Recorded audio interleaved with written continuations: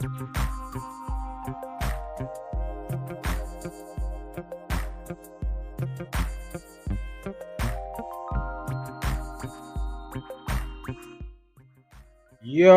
welcome back to Friday with Friends. It's your boy, Brother Gaia, back again with another preview of one Friday Fights 127, which will be taking place live from Lumpinee Stadium this Friday, the 3rd of October at 2:30 South African time on YouTube. And I think I might have said that already. But anyway, lots of fights to get through.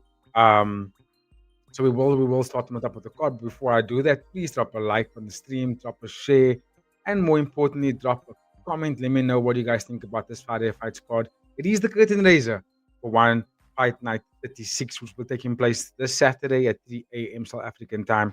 We will be doing a live watch along of both fight cards. But okay, let me get straight into it, ladies and gentlemen. I'll bring this up on screen. Bang! There we go. It is Friday Fights 127. And a lot of debut fighters on this fight card, but also a lot of top tier young talent to get through. So yeah, I'm using this image on screen as you can see right now because usually you'll know that we normally have the One Championship website on our screen and we go through the fight card like that and we show it on screen. But they haven't updated the fight card on their website, so I'm using this image right now. So bear with me. But I can understand why they obviously got a big fight card taking place on Saturday. So it looks like they prioritizing that over this fight card here. That's okay. Still going to be a fun one. And yeah, let's get straight into it. We'll start at the top of the card where we see Worapon taking on Kongkula. And this is going to be a fun one. This is really going to be a fun one. I can feel it. Worapon is 22 years old. His record in one championship is 5 wins, 4 losses, 0 no contest, 1 win by KO, 3-fight win streak. He beat Sondersen twice in those 3 fights, but he also beat him in his last fight. So yeah, really good win for Worapon, considering how top tier or at least how difficult of opponent Sondersen is for a lot of guys. Like we've been honest about it, right? Kongkula, on the other hand, he's 19 years old. And his record in one championship is 2 wins, 0 losses, 0 no contest, 1 win by KO, 2-fight win streak. He also beat Saksawat by unanimous decision in his last fight. So yeah, looking good. Both guys are on a bit of a win streak. And this is a very good matchup that one championship is put together for the two guys. Who do I think is gonna win here? I'm probably gonna go with Worapon. Not only is he in my opinion, the big and stronger guy. Not that I'm saying being bigger is better, but look at how Worapon has been fighting since he's lost to Sondersen and Anta. Because there was a time where he was on a massive losing streak, right? He lost to Panrit, Anta Kasim, and Sondersen all back to back, and then came back, fought Sondersen again, nice on the tear. And I must be honest, coming back to fight Sondersen for the second time, because he's fought him 3 times, right? So coming back to fight him in that second fight, I was like, oh, Worapon looks really good, guys. He's changed so much about his game. Look, he's only 22 years old, but he's changed so much in terms of he's not just getting in and doing reckless things. He's a lot more controlled now. He's a lot more, I won't say patient, because he still pushes the pace quite significantly. Like he's the one that wants to always dictate. He doesn't really want to take any back foot kind of vibe. So he's a very much a front foot kind of fighter. But now what he added to his game is that he's got a defensively sound background. Like now he's able to keep that guard up and not just get punched anymore. Now he's able to, keep the guard up when he's entering, cut angles, get into the elbows, and force his clinching positions. Right, it's really good. Sometimes I wish that he could, when he goes for clinching, he can sometimes, I don't know, keep the hands a little bit close to his face. Because what he does is he pushes his arms out so far to grab the wrists of his opponents. And then from there, he's like, okay, now we're in the clinch. You know what I mean? And then he does his best work. He's also a really good striker on the outside. That's how he used to fight primarily up until that losses against the 3 guys I just mentioned, which are very good outside strikers. He lost to them and then basically revamped his game to be able to fight on the inside as well, because he realized that a lot of the guys in the bantamweight division are quite tall. They're quite, the 145er guys are quite tall and they got good reach over him. So he had to obviously master the infighting. You know what I mean? Kongkula, on the other hand, devastating power puncher. Looks still very young, but it's got good striking, good knockout ability. Very fast and twitchy, good crisp combinations. I think he's the taller fighter. He's 5'8", if I'm not mistaken, and yeah, he's taller than Worapon. So yeah, again, Warapon's fighting against someone that's going to be taller than him. And I think that's going to be a very big pattern in his career. I still think he's going to beat Kongkula. I think he's going to beat him because I think he's more durable. He might have to be a bit more cautious about how he enters the pocket because Kongkula, like Anta Kasim and Sona Sen, is very tricky and crafty when fighters come in and out of that void. Kongkula is very, very good at establishing distance in a fight and maintaining that distance. I just don't know if he's going to be able to do that against Worapon. Because Worapon, when he once he gets going, that is like a steamrolling train. Like once he starts going, it's like you can't stop him. He's just going to keep coming at you the whole time, and he's going to really like fight in such a relentless manner that when he gets you in those clinching positions, you can expect to not only take on elbows but lots of knees in various angles while maintaining that clinch position. So I just think that overall, like the overall feeling of the fight, I think Worapon can take it into different sections and different scenarios in the fight, and I think he's a bit more well trained for that. He's got more experience as well. So yeah, I think it's going to be a fun main event. It's going to turn the crowd and make them, get up on their seats for sure.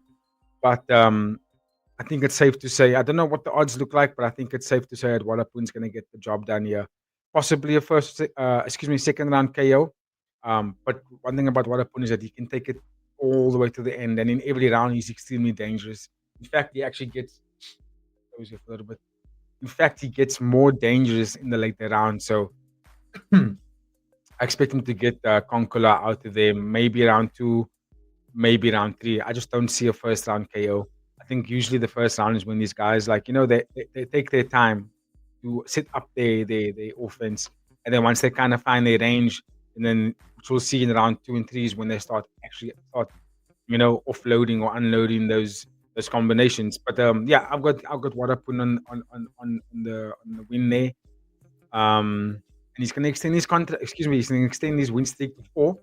And I'm pretty sure a win over Kongkula put him on a 4-fight win streak, and then he's going to get a chance to fight someone else, someone that's closer to a contract than Kongkula is, and Worapun, that could set him up for a contract fight, because he's one of those guys where, he's starting to become more and more noticeable in the organization because of the frequency of his fights, and also that he's finishing them, he's always finishing them in good fashion at least. But it's going to be a fun fight. Pardon me. Let me know in the comments who you have for that main event. I'd love to hear your thoughts. But I think Worapon is probably the clear favorite there. Okay, we'll keep it moving to the co-main event. If you can see it on screen, let me actually make it a little bit bigger for you if that's just gonna help. I don't know if that made a difference, but let's just keep it at that for now. We do have a fantastic co-main event, something I'm hyped for. On this fight card, I'm not gonna lie to you guys. There's not a lot of fights on this fight card that's really jumping off the page, right? But that co-main event though, Parham Gheirati versus takes on Tyrson Harrison. John Wayne Noy, are you sick?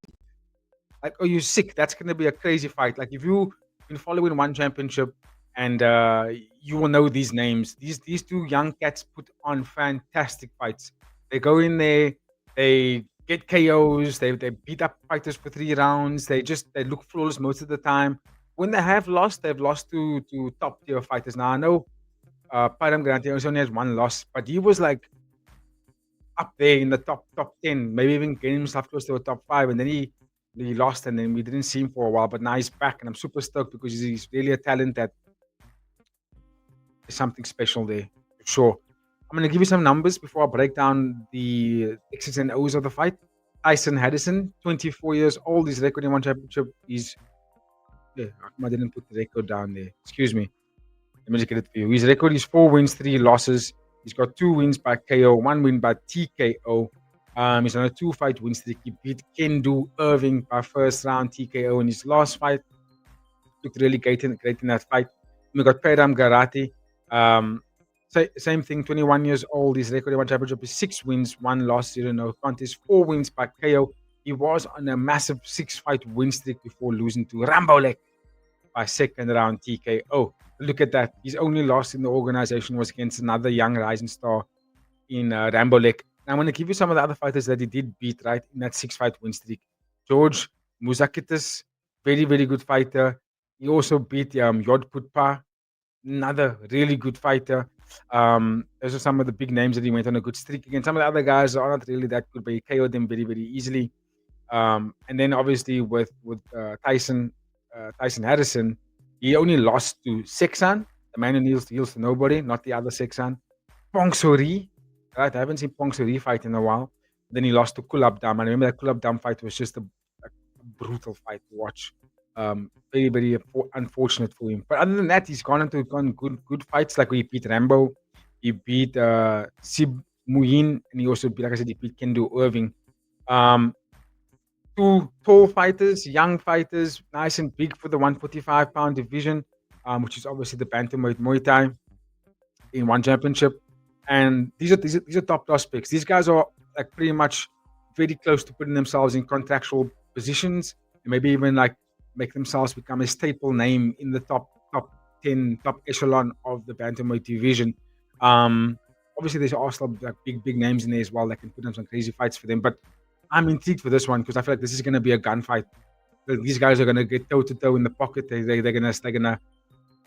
gonna jostle for the front foot position just because of they both fight very similarly in terms of using that long range weapons. I just want to get the height of Parham Gheirati. So he's 5'10", and Tyson Harrison is 6 foot. So they're pretty much like 2 inches from each other, very very close.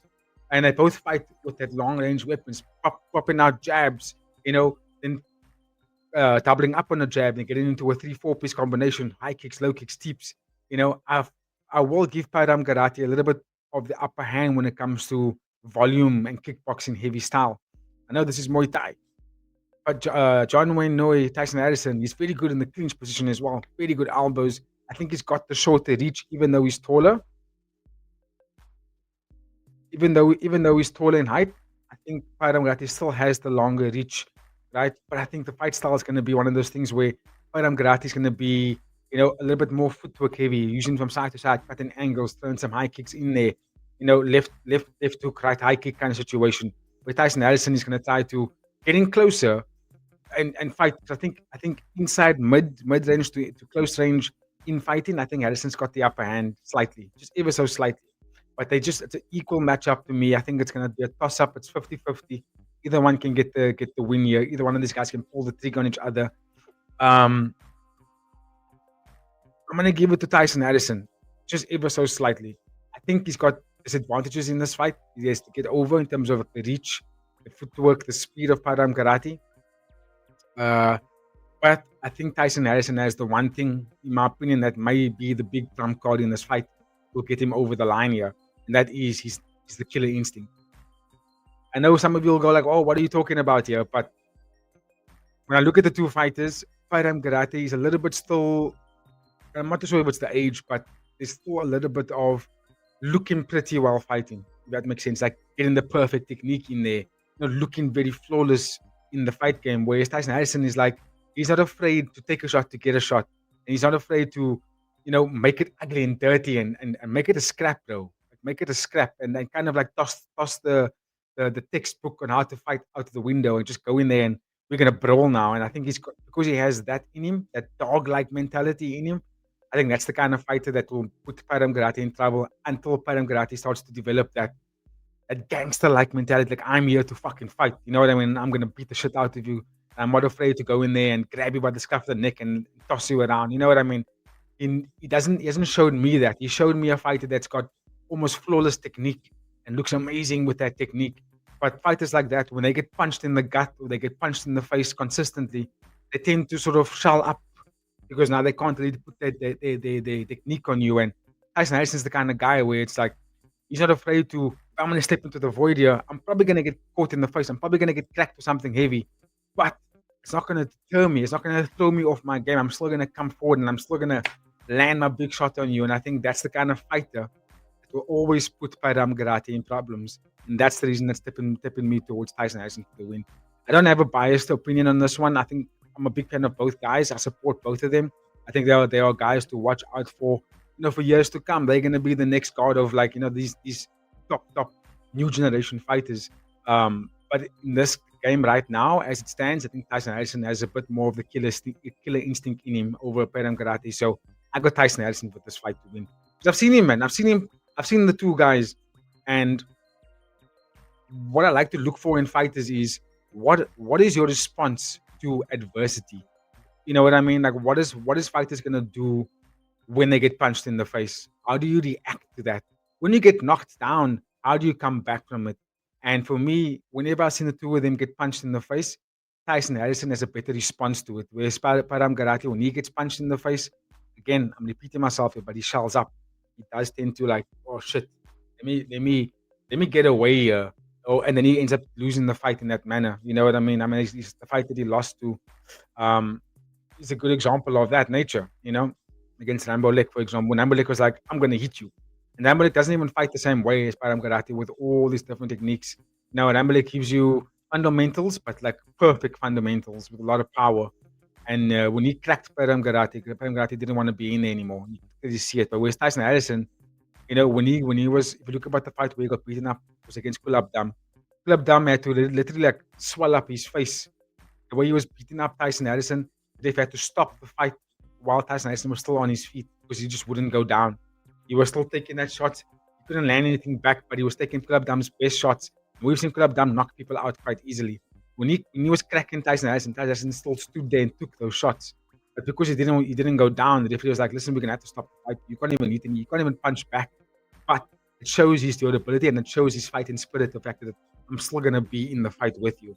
And that's gonna carry him over in this fight. That's how I think he's gonna beat Parham Gheirati. It's gonna be war. It's gonna be a very bloody fight as well. So stay tuned for that one.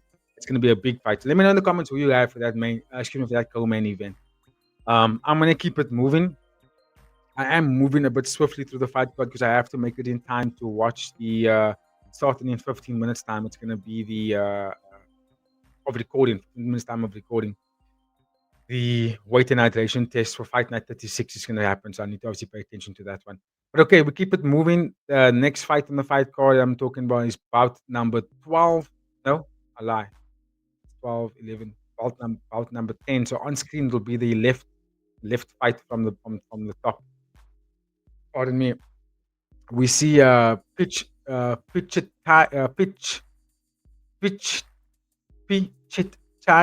Pichichai, that's how you say it, I guess. Pichichai taking on Singh Tanawat. Crazy fight. Pichichai is 30 years old. His record in one championship is 3 wins, 1 loss in no contest. 2-fight win streak. He beat Pet Parin by unanimous decision in his last fight. And then Singh Tanawat is 27 years old. His record in one championship is 3 wins, 2 losses in no contest. He's got 1 win by KO. He beat Paul Pascal by unanimous decision in his last fight. Great fight, by the way, because Paul Pascal is a good fighter, relentless, loves to go forward. And Singh Tanawat had to really fight with the back foot and use almost perfect counter striking to win that fight. If he had made any other mistakes, I think he probably would have lost that fight. But yeah, good performance nonetheless. So that makes for a good fight here. Who do I think is going to win this fight? I'm not so sure. I think this fight's fairly even. I think as much as I like Singh Tanawat, sometimes he can be a little bit on the back foot too much, and then he ends up giving up rounds, right? And Pichichai is the kind of fighter that is devastating, bro. This man hits hard and he goes forward. His last 2 fights looked really good, in my opinion. The only loss he has in his career was a loss to Ramadan Ondash. He fought Merdad, who fought last week, and we know he's a powerful puncher. And Pichichai is able to walk right through him. So I don't know, hey. I think we're gonna see Pichichai on the front foot here, and I think he's gonna take the fight to Singh Tanawat. He's gonna have to be careful because Singh Tanawat's got beautiful counter striking. I just don't know if Singh Tanawat's got the power to put Pichichai away. I just don't know. You know what I mean? That's my only concern, and for that reason, I think Pichichai is not able to dominate the 3 rounds.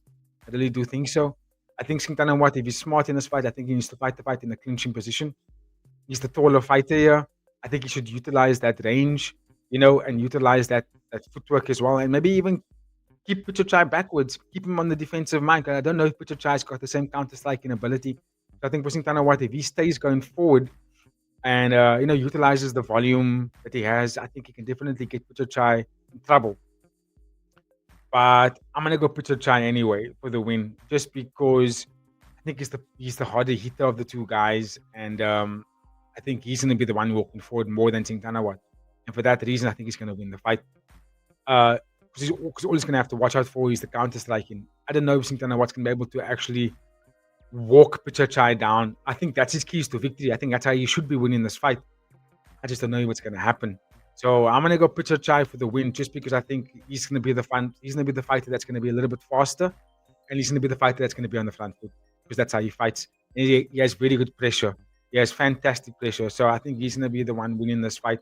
3-round decision, higher output, more consistent output, more accurate shots is going to be the case here. And also, he's not going to have to worry about a lot coming back at him. Even though Singtana Wat is a little bit not necessarily on the rise. It's a little bit of an up and down career at the moment in one championship, win one, lose one kind of thing. But I just think that overall fighting theme here in the weapons of Muay Thai, I think Pichachai is the kind of fighter that uses the weapons a little bit better, because he can fight clinch, he can fight forward, he can fight backwards. Not as smooth backwards, but he's durable enough to take Singtana Wat shots and still go forward, man. That's my thing. And I can't see a world where Singtana Wat wins this fight unless he wins on one of those weird judging decisions again. People are gonna say, yeah, even though he was going backwards, he was landing the more damaging shots, and that's maybe gonna be the way that he wins the fight. Maybe he gets a knockdown, but I just can't see it. So I'm gonna go Pichachai for the win there. Let me know your thoughts in the comments about that one, please, ladies and gentlemen. Now we're gonna keep moving to another fun fight on the fight card. Two young lads gonna be going back and forth. Another fight that could arguably steal fight of the night, in my opinion. Like very close to stealing fight of the night. It is Pan Padesh taking on Pet Put Pa. And this is also hands down probably gonna be fight of the night. If like the only thing that's making me not give them fight of the night on paper is because we have Tyrson Harrison and Parham Gheirati fighting on the fight card. You know what I mean? Like we got that fight. So that might be fight of the night. But I mean, this one of Pan Padesh taking on Pet Putpa, if you want to look at it on screen, it is the fight right next to Pichachai and Singtana Wat, out number 9 on the right of the screen, top right of the screen. They give you some numbers on this one, and I'm gonna tell you why I'm super excited about this fight as well. Pan Padech is 24 years old. His record in one championship is 2 wins, 0 losses, 0 no contests. He's got 1 win by KO, 2 fight win streak. He beat Sirichok by unanimous decision in his last fight. Pet Putpa, on the other hand, 19 years old. His record in one championship is 2 wins, 3 losses, 0 no contest.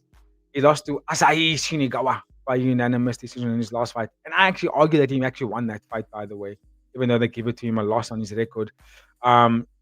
A little bit of up and down career. I know that he only has the 2 wins, 1 win over Chatawi and Nuapet. But still, man, Chatawi and Long Earn. And the fact that he beat Long Earn tells me that, this kid is good. And I've watched all 5 of his fights in one championship. And I am super impressed with him, even though he lost. I'm super impressed with Pet Putpa. Just because he's a go-getter. He's a top talent. He's tall for the division that they're fighting in. I think it's 127 pounds. These are flyweight fighters. And he's got a good height for the division, good combinations that he loves to throw. He's very well rounded at the same time. And he's a top talent. Anpadej, on the other hand, durable, strength, power, precision. That's what you get to him. Not a lot of speed, but powerful dude. And I just think that his durability and his I won't say so much of his footwork, because he doesn't really move around that much. Because he tanks a lot of shots. You know what I mean? He will stand and he'll take it, bang, bang, he'll move forward, keeps his guard up now and then. But I think a lot of Pan Padesh's durability and his power punching is what's gonna win him this fight. I'm rooting for Pet Putpa. I really am. I'm rooting for him big time. But he's not my pick. He's not my pick for the fight. I think Pan Padesh is gonna win the fight, and the reason being is because he's also a very good striker in the same way I describe Pet Putpa. Pet Putpa, what he does really well is that he uses his range, right? Uses his range really well. Big knees, big stepping knees, good tips, lots of high kicks, but also he's got like almost kickboxing-esque punching. He uses a lot of combinations with the hands, whereas Pampadech is like 2-3 piece combination at most, right? Because he's such a heavy power puncher. So he's usually the kind of guy that will stand there and then come forward and throw a 1-2, maybe a high kick. Pampadech will maybe counter with a bang, a left uppercut right over, and you will sit down on that. And that's it. Or a hard check left counter. That's his buzz. He likes to throw heavy heat, but not a lot of volume. I think that's the kind of things that will get Pet Pupa out of there because you watch Pet Pupa's fight against Asahi. That's what happened. Pet Pupa out-volumed Asahi, right? But he got knocked down in the second round. You know what I mean? And that lost him the fight. Even though he won round one and he won round two, round three, he got knocked down in the third round, in the second round. And he got knocked down because he was relentless with the pressure and he was moving forward and he was aggressive with that pressure. But he also almost relinquished his defense, and that's what allowed Asahi to catch him. That's the same thing that could happen in this fight here. What we're gonna see in this fight is a pattern of Pit Putpa walking Panpadesh down, basically moving him around that ring, landing some good combinations, but the aggression and that forward pressure is where you will get caught from Panpadesh. Because Panpadesh is a fast, slick counter striker with a lot of devastating power. And I think that's how he's gonna catch Pit Putpa.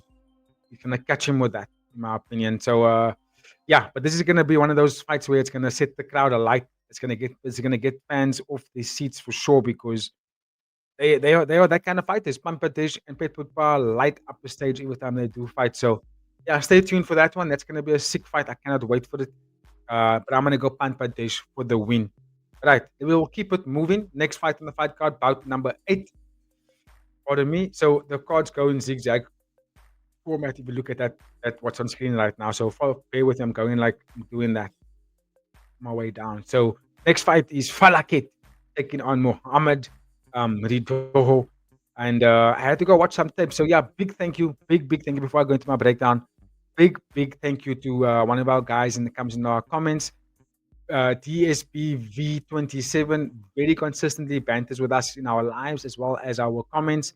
So big shout out to you, DSBV, for hooking us up with the links to the debut fighters on this fight cards. Because yeah, I've been having some tough time to find some footage on some of the guys that are debuting, but thank you for dropping that in there. It did help me a lot to go watch tape on these fighters. So Falakit, 18 years old, taking on Mohammed Ridoho or Rido or Redo, that's how you want to say it. Falakit is 18 years old. His record in one championship is 1 win, 0 loss, 0 no contest. He got that 1 win was by KO. He beat Nguyen Tongrani by third round KO in his last fight. And Muhammad Redu, he fought against a fighter named he fought in Bayern Combat. And that happened not too long ago. I think it was earlier this year, actually. And I watched that fight, and he didn't look off bad. He has very good boxing. He's durable. And that fight I did watch was in bigger gloves, wasn't in the 4-ounce gloves. So that's a big change for him. I think he's the shorter fighter between the two guys as well. But I think this fight's gonna test Falakit. It's gonna test Falakit because Muhammad is a very front foot kind of guy. Very good boxing when he gets in tight. Slick combinations as well. Keeps his guard up for the most part. Doesn't throw with that many kicks, but he does kick. Whereas Falakit is a just like Pet Putpa. He's a elusive striker. You know, he gets in there and he moves around a lot and he throws some good elbows and he's smart to the way that he navigates his opponent. Fights off that tip really well. Fights off his jab really well. And I think also that he has the range here. I think he's going to use that as an advantage. Now, this is the big thing for me in this fight. He is fighting the more experienced fighter in Muhammad. He is fighting the older fighter. And he's fighting someone that has, in my opinion, more punching power. Muhammad's got very good punching power, especially when they get into the clinch. And one thing I expect from Falakit is to actually stay on the outside and use that footwork, right? But Muhammad is the kind of fighter that doesn't allow you to take that time to set up your strikes. The fight I did watch him fight in Bayern Combat, he never gave his opponent a chance to back up or to reset and cut an angle and get out of there. Muhammad stayed on him like glue. And when they got into clinching positions, Muhammad was throwing spinning back elbows, 1-2, with the left and right hook. He was just constantly on his opponent the whole time and lands some devastating blows. So I think for Falakit, he's going to have to be careful on that because I think Muhammad's going to definitely try and close that distance, especially in the earlier rounds, like round 1 and round 2. I don't think he's going to allow Falakit to stay on the outside as much as he would like to. So for me, as much as I want Falakit to win here, I think this is going to be a big puzzle for him, even though this is a debut fighter. And you guys know what I do on our previews is that I don't really give picks for debut fighters. But since watching tape on Muhammad Ridu, I was like, okay, there's something here that he can get. He does pose big threats for Falakit. So I'm still gonna go Falakit because it's 4-ounce gloves and he looks good in 4-ounce gloves. But I haven't seen Falakit take damage enough to me go to say, oh, he's got good recovery and he can come back very strong. And also the fighting style that Muhammad has is the exact fighting style that can threaten Falakit. So it's going to be a tough one for him. But I do believe he can get through it. And when he gets through it, it's going to make him a much better fighter going forward in his career. So let me know your thoughts in the comments about that one, please, ladies and gentlemen. I'd love to hear what you think about that one, especially you, DSB V27. I know you watched the tape, and I'd love to hear your thoughts about that one. But I'm going to like it for the win. Staying with DSBV, yeah, he gave me some tape to watch again on the next fight as well. We have Lampet taking on Tip Kamin. This is also his one championship debut, and I've watched Tip Kamin fight. I don't know if he's that amazing. Like, he's got good boxing combinations. He's not bad with the hands, but it didn't look that impressive for me in his last fight. And then for Lampet, something is like fucking with my head here. I don't know why I felt like I've watched him fight before, but when I went to go look him up, there was like there's no fight I could find in one championship. So I was like, what? Did I dream this or something? Like, I don't know why I know I've seen him fight before, but and I saw him fight under one championship's banner, but I couldn't find any fights for him. So I wrote it down in his debut on my notes. I don't have anything to say about this one in particular, other than yeah, let's see. I'm hoping for a very good fight between the two guys. But if you've got an opinion about that one, or at least if you got a pick on that one, let me know in the comments, please, ladies and gentlemen. While you do that, I'm going to basically move on to the next fight on the fight card.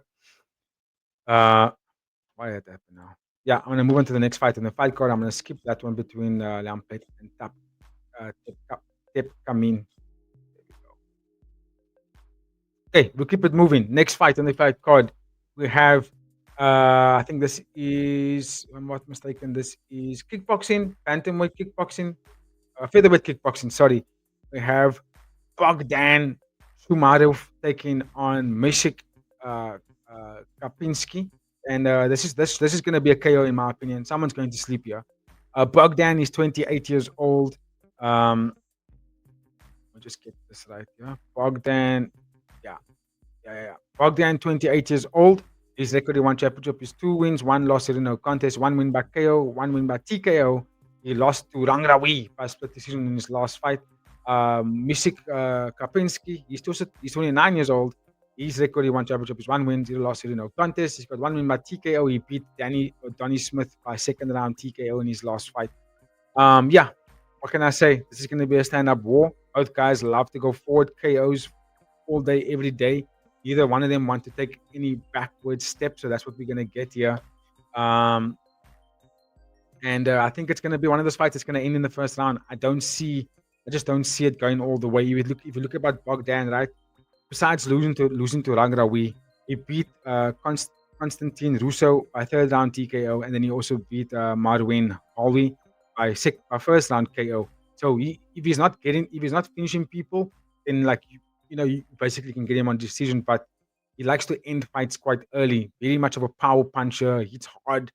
It doesn't really take a backward step. Doesn't fight out of the counter-striking positions. And that's the same thing about Mishek or Mashik.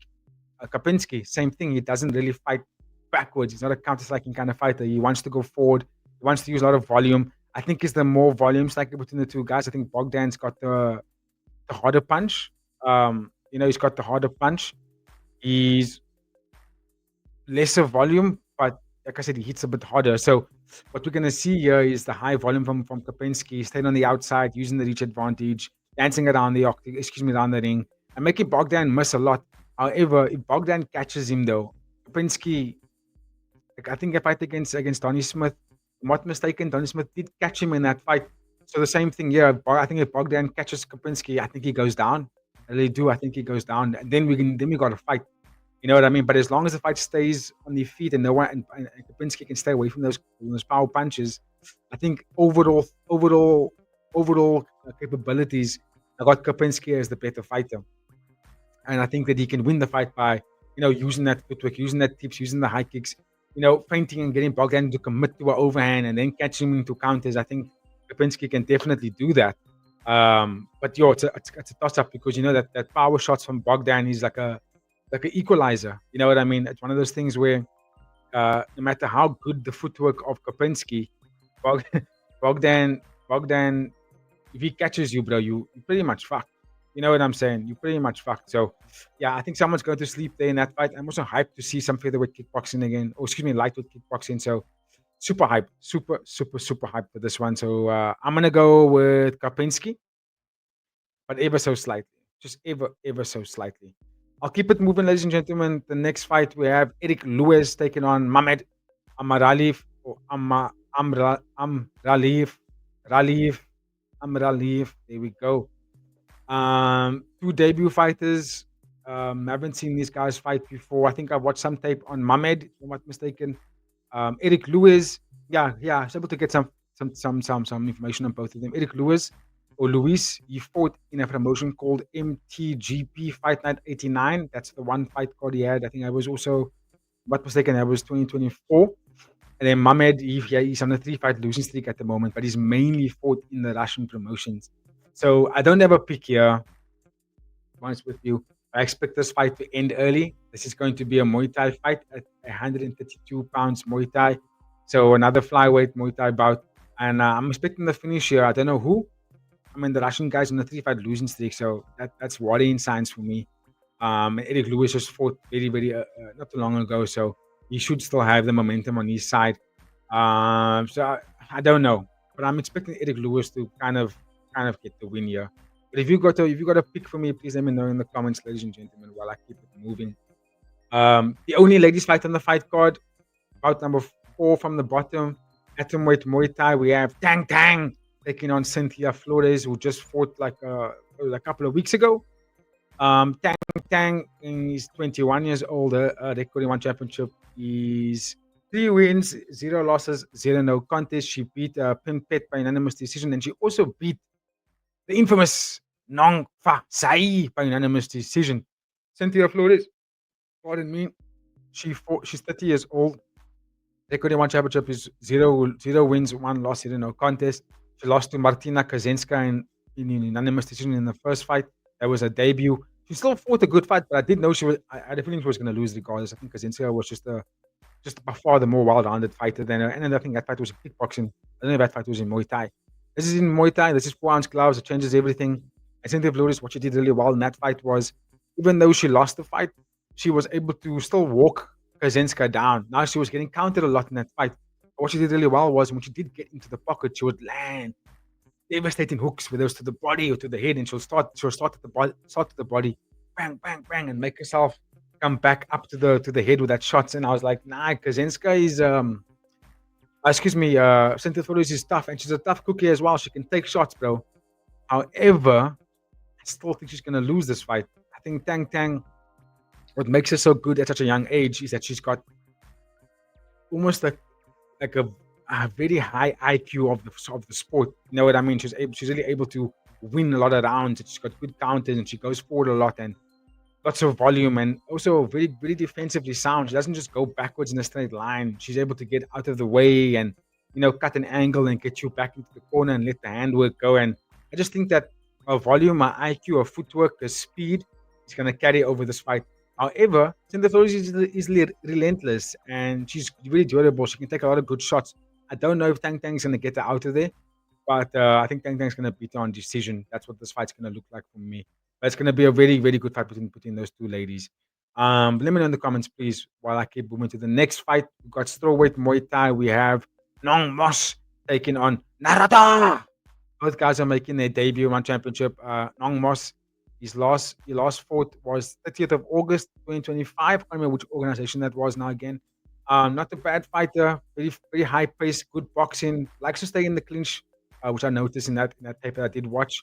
Naruto, didn't get to watch tape on him, or I think I did, but I can't really recall now what he looked like. He lost that fight, by the way.